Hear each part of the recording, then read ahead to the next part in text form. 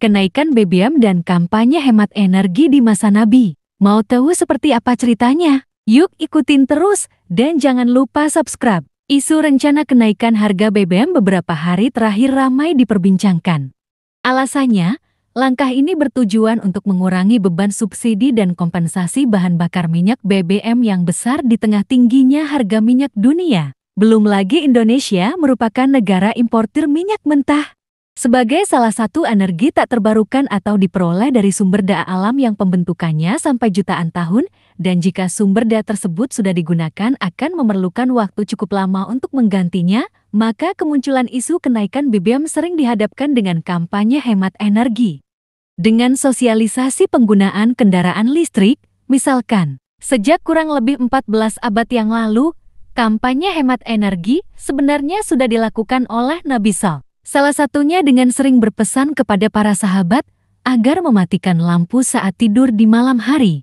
Pesan tersebut diantaranya beliau sampaikan dalam hadits riwayat Jabir bin Abdullah berikut, yang artinya dari Nabi SAW, beliau bersabda, "Bila malam telah tiba, maka tahanlah anak-anak kecil kalian agar tidak keluar rumah karena setan saat itu sedang berkeliaran.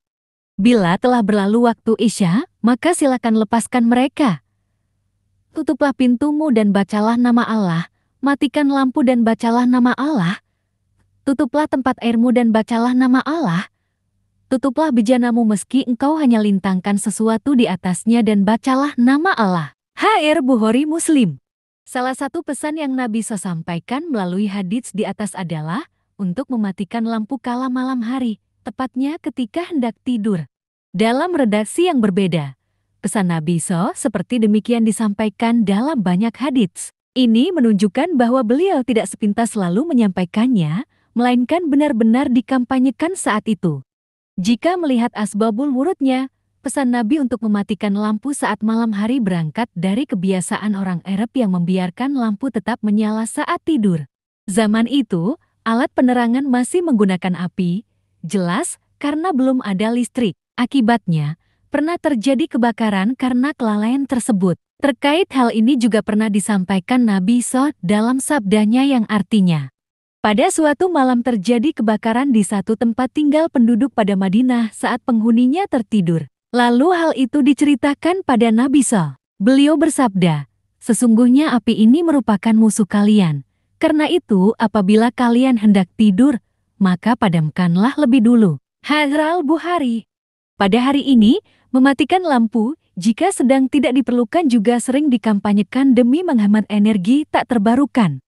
Memang, konteks zaman Nabi SAW langkah ini dilakukan untuk menghindari bahaya yang ditimbulkan, yaitu kebakaran. Akan tetapi, faktor pendorongnya sama, yaitu untuk kemaslahatan di dunia, sebagaimana dengan konteks menghemat energi saat ini. Baik listrik maupun bahan bakar kendaraan, keduanya memiliki korelasi, yaitu sama-sama energi tak terbarukan.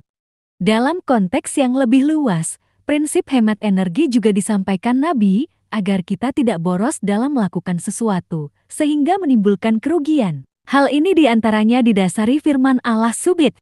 Artinya, sesungguhnya orang-orang yang pemboros itu adalah saudara setan, dan setan itu sangat ingkar kepada Tuhannya. Qs Al-Isra 17:27. Melalui ayat di atas, Allah SWT melarang kita untuk berbuat mubazir, yaitu menggunakan kekayaan secara berlebihan.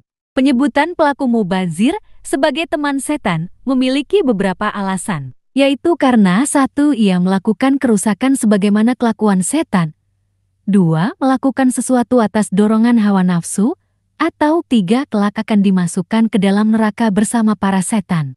Imam Al-Qurtubi, Al-Jamil Yahkamil Quran, 2019, Juz V, halaman 181.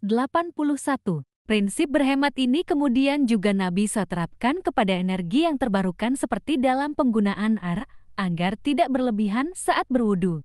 Banyaknya redaksi hadits yang memiliki pesan serupa menjadi bukti keseriusan beliau dalam pengelolaan dan pelestarian energi. Berkaitan dengan hal ini, ada kisah menarik untuk kita simak.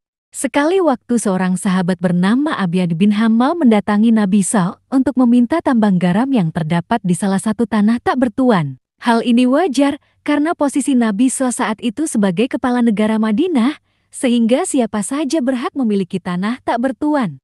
Hal ini wajar karena posisi Nabi SAW saat itu sebagai kepala negara Madinah, sehingga siapa saja berhak memiliki tanah tak bertuan, asalkan bisa memanfaatkannya dengan syarat mendapat izin dari beliau. Hanya saja, begitu Nabi SAW tahu tanah tersebut memiliki sumber air yang melimpah, beliau cabut kepemilikan Abiyad dan digunakan untuk kepentingan umum.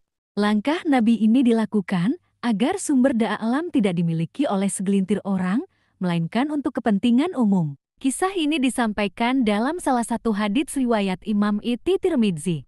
Melalui penjelasan di atas, kita bisa simpulkan bahwa sejak dulu Islam mengampanyekan hemat energi. Selain itu, orientasi maslahat juga selalu menjadi acuan dalam membina umat. Dalam konteks pengelolaan dan pelestarian energi, Nabi SAW mengaturnya dengan seadil mungkin, seperti agar kekayaan alam tidak dikuasai oleh segelintir orang. Wallahu alam. Terima kasih sudah nonton.